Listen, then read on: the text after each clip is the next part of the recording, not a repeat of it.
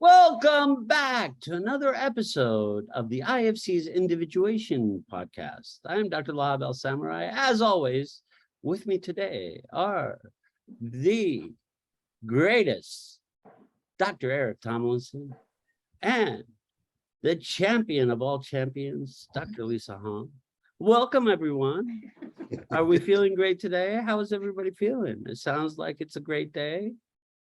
Very I love good. the feeling today. All right, very good. Feeling good.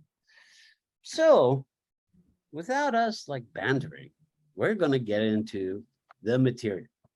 And Dr. Eric is going to take us away because he's already ready to start our podcast.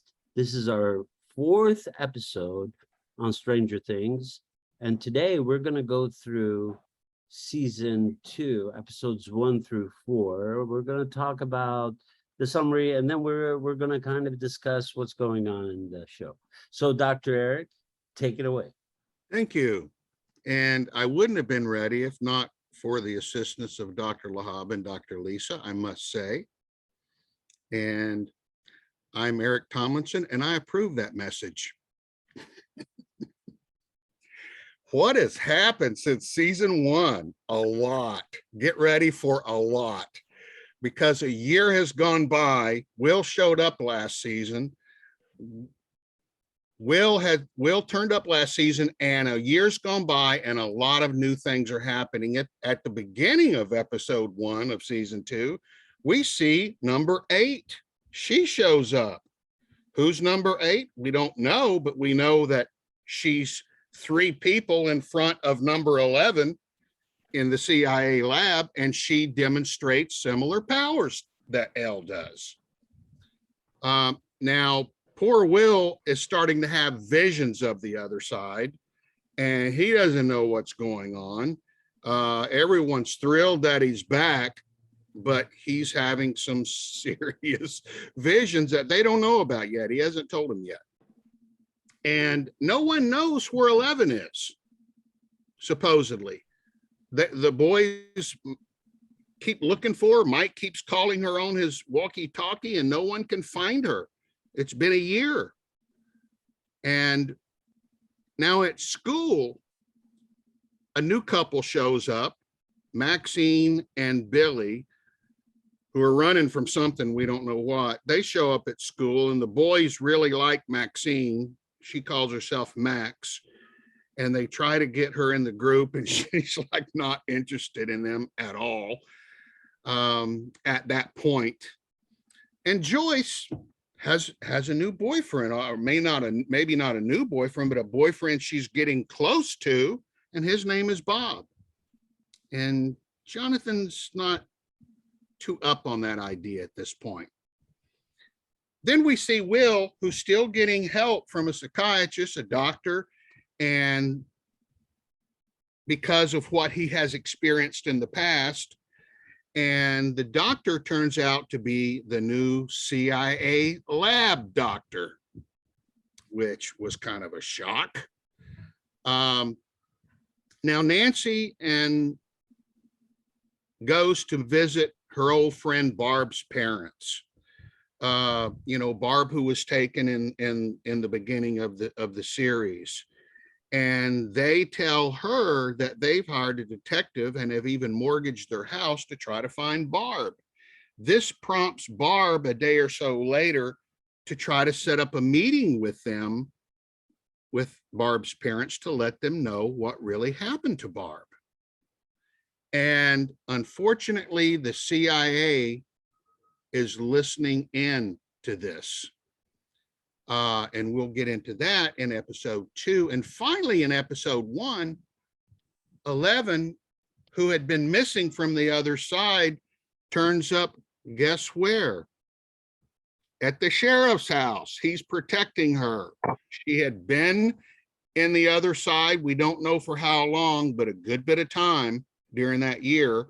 And now she's at the sheriff's house, and he is protecting her from being found because everyone's looking for her. So that's kind of a quick happening from the end of season 1 to the very beginning of season 2. And I hope you've watched it, and I hope that stirs you to some thoughts. Thank you, Dr. Eric. Encompassing the summary of what Dr. Eric is talking about, what has gone on is that Will is back, but Will's not back. There's a couple of new characters that have been introduced. One of the characters is the brother and sister. The brother is a bully, very angry, very enraged, consumed by his rage. He's also very extra narcissistic, even more than the typical 17-year-old boy. Yes, and that's because of the father complex and his attachment to the father, the narcissism, or it's the lack of the presence of the father, or it's more of the rage of the father. So the child wasn't able or allowed to have his ability to grow, maintain his ego structure. The rage and anger from the father would detract, it would shatter that semblance of I am okay, I am strong enough, I could take this. So he compensates by lifting weights, he compensates by bullying others, and he compensates by controlling his stepsister because his father left his mother. So that's the two characters that have been included in our story. Barb is missing.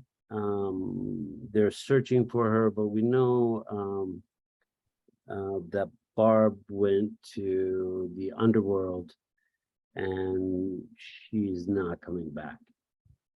So Barb is gone. We know. Yes. Yeah.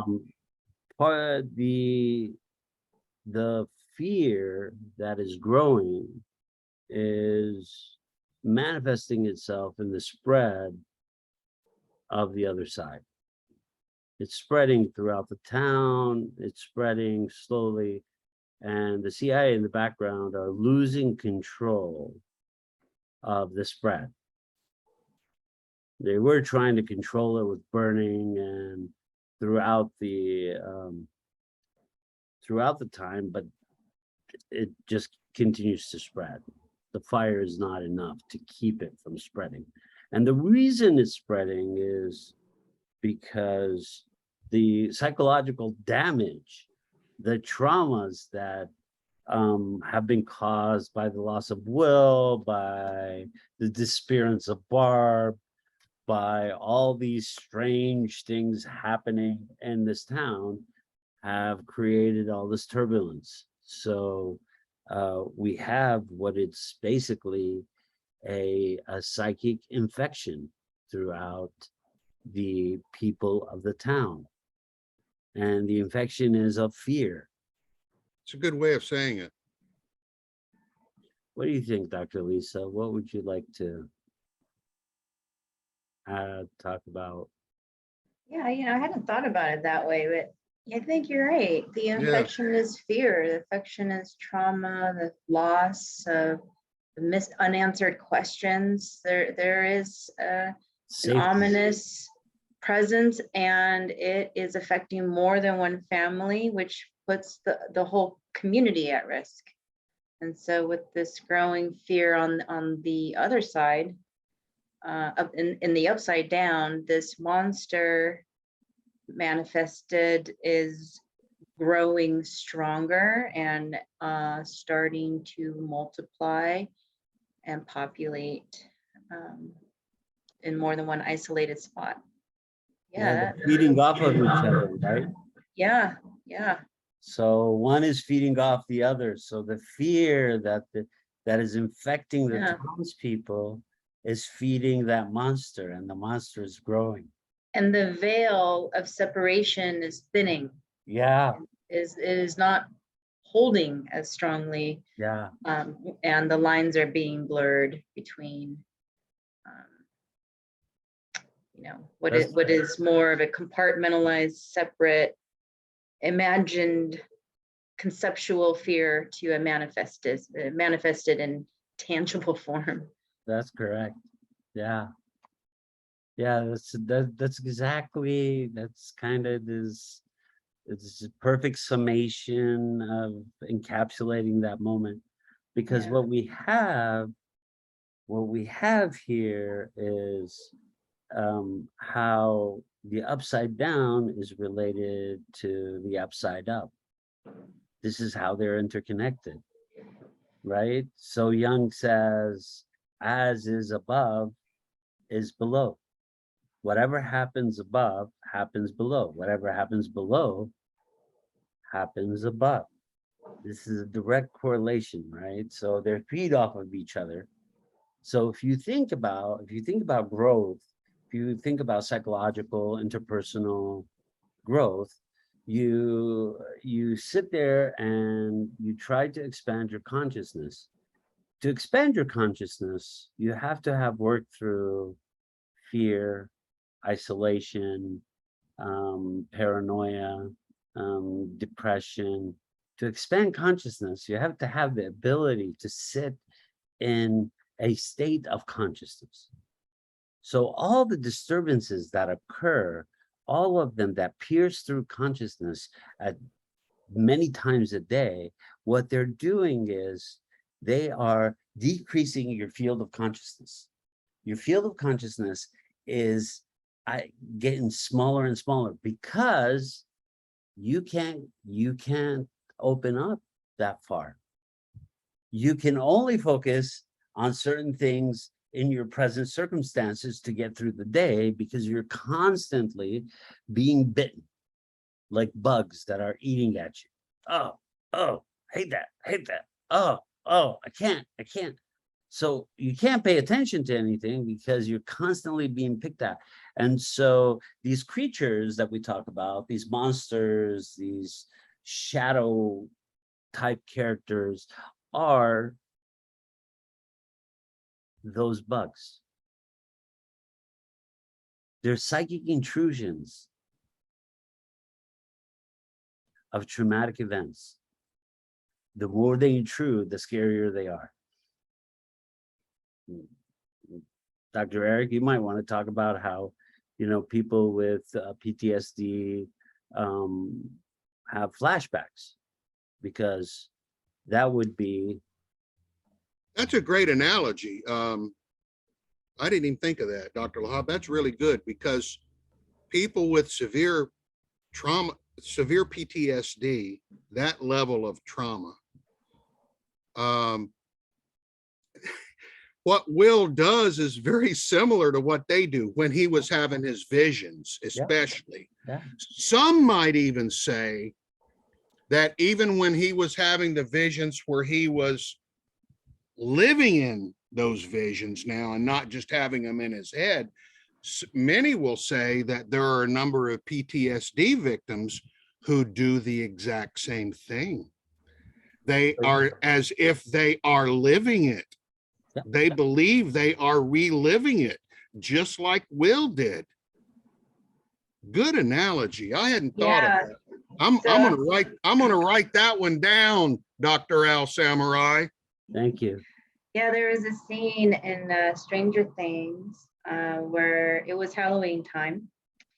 So they were all going out trick-or-treating. And Will, since Will's been known in the town now as the kid who disappeared in the woods and came back. And during that time when he disappeared, there was a funeral for him because they had found a body in the bottom of the lake, and they just, 1980s, they thought it was him, and they had a funeral for him, but then Will came back. And so now he's bullied and teased in the community and ostracized for being different. Calling him a freak. And they call him a zombie. And a freak. because he came back from the dead. And so he Yeah. gets picked on a lot because he's different. And now his affect is affected differently. So he's presenting differently in his affect of how he relates to the world and how he may be, how he does have moments and anxiety as a result of the experience that he has. But he can't really talk about it because no one in the town's supposed to know about this upside down. So he only has his friends and his family. So to go back to trick-or-treating, they're going back to trick-or-treating. And Will actually had a triggering trauma moment where he experienced exactly what you were talking about, Eric. PTSD, reliving the terror, being triggered again by a brief moment. And these triggers can come in so many different presentations and may trigger you to the same spot, or oftentimes can be the same trigger, like Dr. Lahab was saying last week, like the ring of a bell or something like this. It's just that one tone or something that is connected to the event. Will got bullied, pushed down on the ground, and when he landed on the ground, boom, he's in the upside down. And now he had all this anxiety of being bullied, and it came to a tipping point where it just pushed him into trauma for him, and that was going to the upside down. So just going back, and that was a tense moment. It was. Witness for Will. It was scary. Do you have any comments about that, Dr. Lahab? Oh yeah, I mean, so what happens is that when he is already kind of in a state, when somebody is suffering from trauma, they're already in a state of hyper alertness, right? So they're hyper alert because they're expecting something to happen.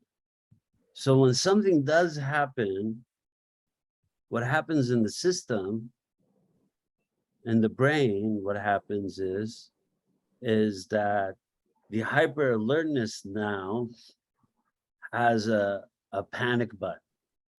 Yeah. So now you have hyper alertness with a panic button, and the panic button starts to be pushed earlier and earlier and earlier and earlier until it's just panic. So you have to stay away from everybody and you have to isolate yourself because you can't be around anybody. That's when it gets really bad. Yeah, So, and in PTSD nomenclature, they kind of refer to that as being when the hyper alertness goes immediately into hyper arousal. And it's just what you said. The alertness and the picking up of cues then gets the arousal going, and it's almost like you can't stop it. well, you can't, because it floods you, right? It floods your system, it overtakes you, and you're unable to think because you're not being controlled by the frontal cortex anymore. The amygdala has basically released weapons of mass destruction. So all the things that come from the amygdala are things that were buried, and anything that is buried, it comes back alive, and it was buried alive, so it creates havoc. And so if we could think of the upside down as a metaphor of things that we buried that have come alive, right? Because we buried them alive. We didn't think about them as alive. We wanted to bury them because they were in our past. But because they're in our past does not mean they're dead. They're in our past, but they're buried alive. Because what happens in the trauma is emotions and pieces of psychic material get disassociated. What does that mean? Well, basically, it disappears. What does that mean? Well, it disappears into a system that's designed to keep it safe, right? And this, I think we will start to talk about a little bit with the second episode, because Dr. Eric, you wanna take like a brief summary of the second episode instead of going Yeah. through the whole? Yeah, real brief, because we've covered a lot of it Yeah. just in our talking. Yeah. But this is somehow important. I don't know what the importance of it is Yeah. going to be in the future, but it keeps focusing on the guys and Max. Yeah. She didn't want anything to do with them. Then she tried to become a part of them. Now the boys, Mike in particular, won't let her be in on the in group with the in crowd. And so she finally, she's getting tired of it, and we'll get into that later on.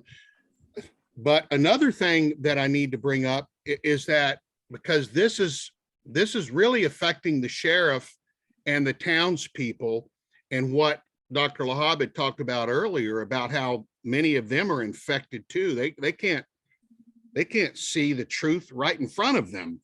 And the sheriff is the only one that's starting to prove what Dr. Lahab talked about earlier, is that it's growing.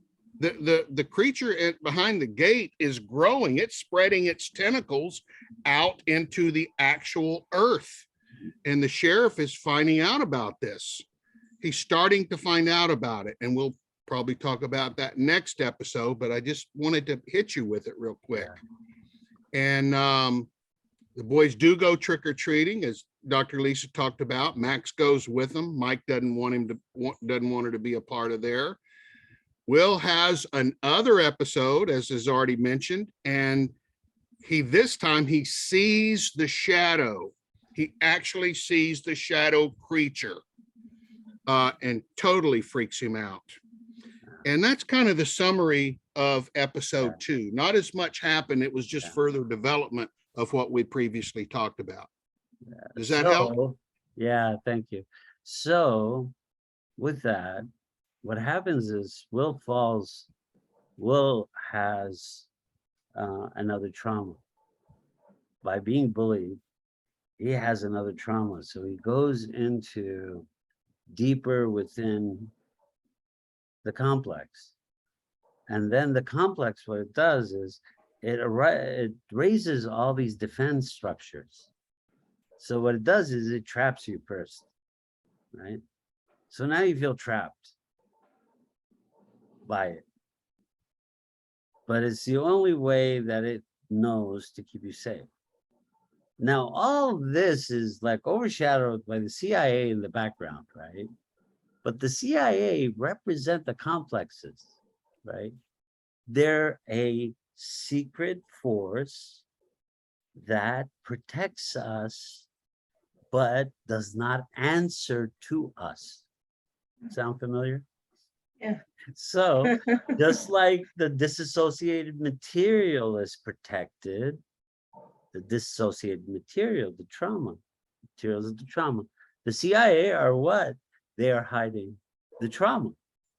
They have opened the trauma, right? Between the two worlds, they have opened up into the unconscious. Why? Because they wanted to use it so they could have a military function for it. But now it's a weapon they can't control, which always happens, right? So, but it's the same logic that the complexes use to not let go of pieces of the trauma. They say, well, what if it happens again? This is how they talk to you. What if it happens to you again? How will you know how to do anything? How will you survive? But if I let it go and you forget about it, it could happen again to you. So it keeps you terrorized. It's like, okay, well, yeah, I guess I'm scared. Yeah. Oh, no, I'm scared now. Yeah. Keep you scared. Okay. All right. I'm safe. Okay. Because I'm scared. Because you're telling me I should be scared. Yeah. Okay. I got it. So that's what happens with the complex, right? So at the beginning of the complex, right, I was hoping Dr. Eric would kind of get into it, but I'm going to jump into a little bit. They find this creature. This creature is born. It's a tiny creature. It's running around, and they don't understand what it is. Now that's the formation of the complex. They even name it. They name it Dark. So they give it a name, And it's the beginning of the complex, right? They don't know how it grows. They don't know what it becomes. But so Maxine is coming into this group and staying out of the group, but coming into this group has caused waves in the group. There are collisions, there are conflicts in the group now, right? Will is back, but he's not Will. 11 is missing. We don't know where she is right now. And is she safe? And then Maxine shows up like a replacement for 11, which is fascinating, but she is not a replacement for 11, right? She is another archetypal warrior. She came to help them fight. But so what happens is that as she comes in with her own trauma. Right? Her brother is terrorizing her, the one who was terrorized by the father. He's terrorizing her. She's afraid of him. She hates him. She tries to stand up to him, but she's terrified of him and what he might do. So she wants to be closer to the group, but she doesn't want the group to be in harm's way because her brother is not stable. So all these different pieces start to form, right? So now, instead of the complex being and growing in the upside down, now it's growing in front of them. They're getting able to witness the complex grow, right? Because first, they think of it as a pet. Yeah, this happened to me, but I think I'm okay. I think I'll be okay. I'll get through it. At first, it becomes a pet. I'm just going to pet it away.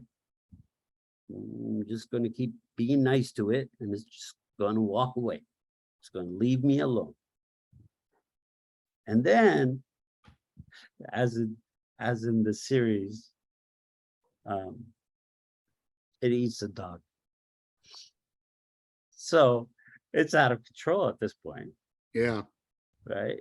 The complex now is gorging on life. Right. When it starts, it looks cute. It's there. It's looking at you. It hasn't transformed, but as it ages, as time goes by, so the longer you hold the trauma, the more the monster starts to eat you from within. So this is also about the development of the trauma. This is development of the complex and how the complex starts to form. So before we get into this too deeply, I'd like for Eric to go back to the storyline, because I think we lost the storyline. Yeah, sure. The narrative. So Eric, can you tell the audience and myself also about the growth of how D'Artagnan was found, how he was misidentified, how he began to grow. Just some highlights on that, and then we can go back to sure. Dustin finds him in the garbage, and he takes him home as a pet. And he just starts feeding him, his little chocolate nougats, and which he loves. And Halloween. And he builds a bond with him that the other boys don't have. Glad you said this, because that's important to know. Dustin has a bond. I don't know how that plays out in the future episodes, but he has a bond with Dart that nobody else has. And then when Dart, he shows Dart to the other group, to the boys, and they all think it's fascinating. They even go to their favorite teacher to try to figure out what it is, because they think they've discovered a new species. Fortunately, he doesn't see him. Mike grabs him and runs away before the teacher gets to see him. And then how does Will react? Will immediately has a daydream of when he was in the bathroom in front of the sink, and he spits something up into the sink that is shaped just like Dart. And for a second, he's going, gosh, is this what I spit up? And I found that interesting. Who knows where that's going to lead, but it's Mhm. got to lead somewhere. And then Dart escapes. And then everybody, the boys, they even include Max again on this because they need to find Dart. Because they're beginning to wonder if Dart is like maybe from the other side. And they finally find him in a bathroom stall, and he's like 5-6 times larger. And he's got growls to him now, and he frightens the other boys off. And again, then they run off to find Dustin. Dustin comes in on his own and starts talking to him. And of course, Dart recognizes him. And Dart comes up to him and he gets into his hand. And now, they're all good again. And he takes him home, puts him in his pen, and he hides him. So that's kind of catching you up on the whole Dart thing. Thanks.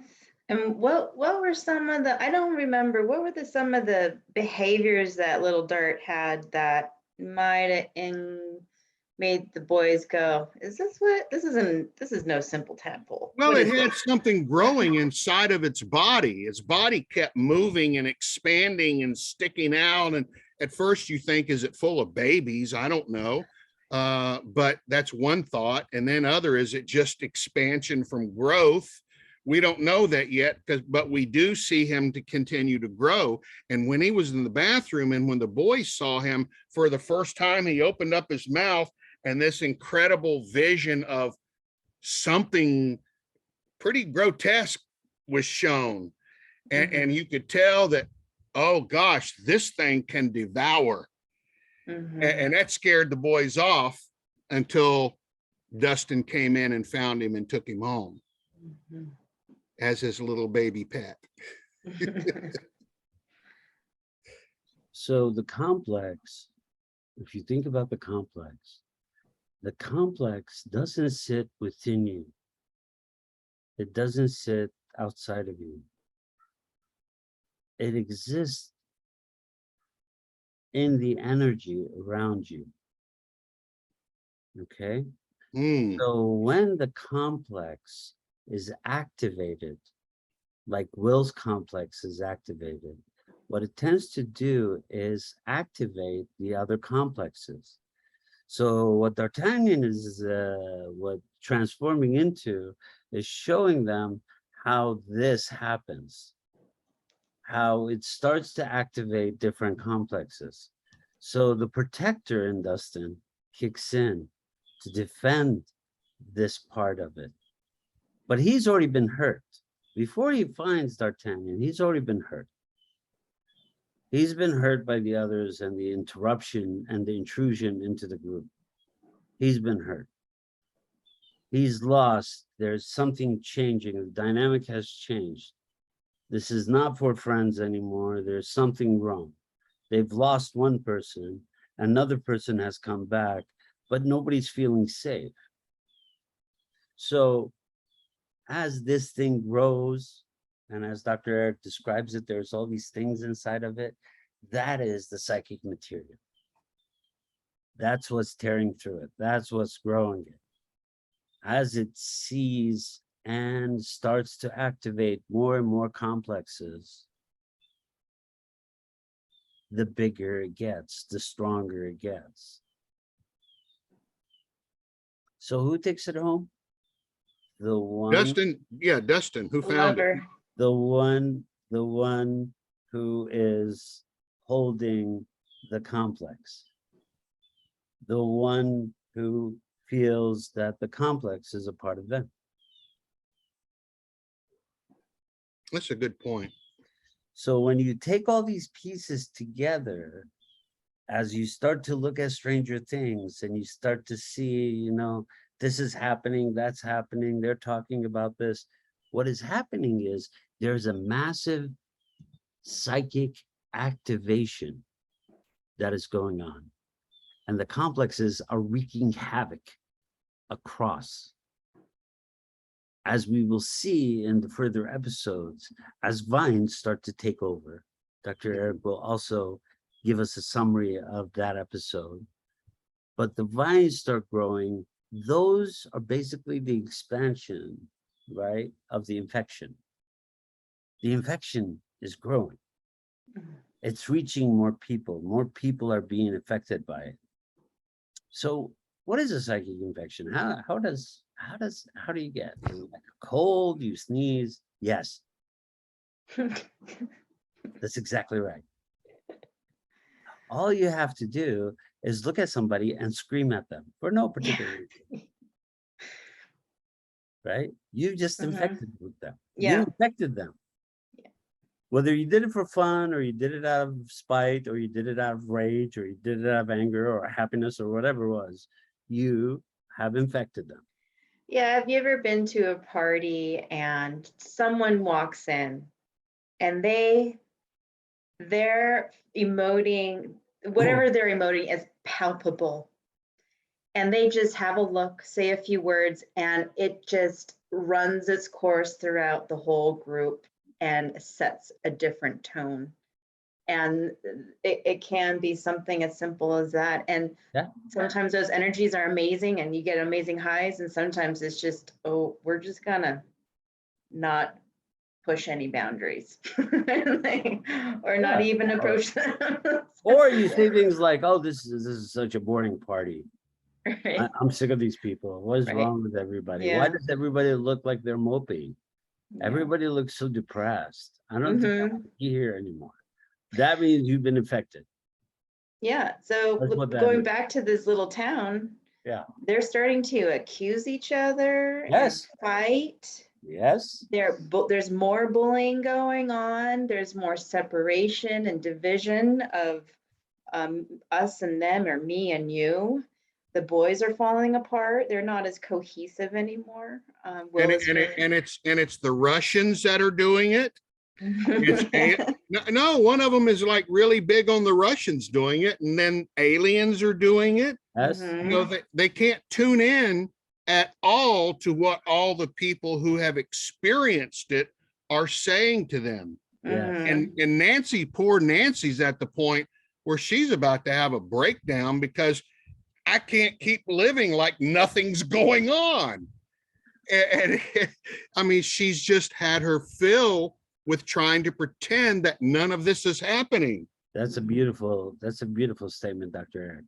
So what you do when your internal reality is falling apart, you pretend nothing is happening. You walk around and say, nothing is happening. Nothing is happening. So all these kind of things that happen because we're in complete denial that it's happening, that means we're thinking about it in the background. That means it's moving. It's munching its way through us in the background. It's eating away at the fabric, right?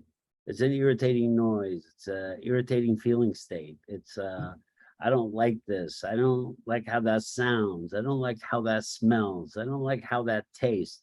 Everything becomes negative, right? And what could happen when the complexes take over is they could settle in for a while, especially if they're feeding off each other, especially if the energy is going up higher and higher, which is what's happening within our groups. They're feeding off each other. So the mood is growing worse in the town.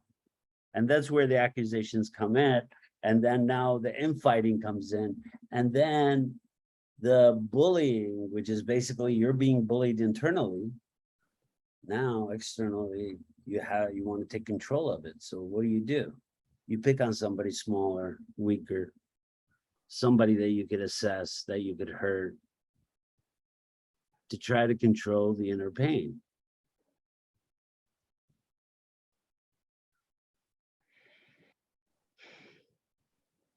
That's one way to control it. Doesn't really help all the time.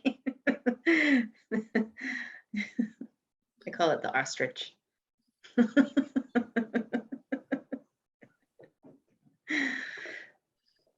So we've kind of gone through the episode. We've talked about episode 1 through 4. We're gonna pick up from 4 to 7.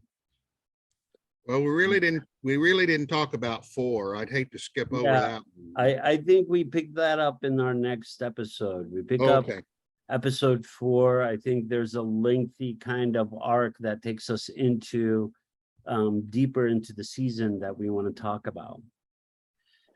So with that, this is the IFC's Individuation podcast. I am Dr. Lahab Al-Samarrai, and we are not afraid. we are not afraid. We are not afraid. We are the IFC. Thank you, and we will see you and talk to you next week.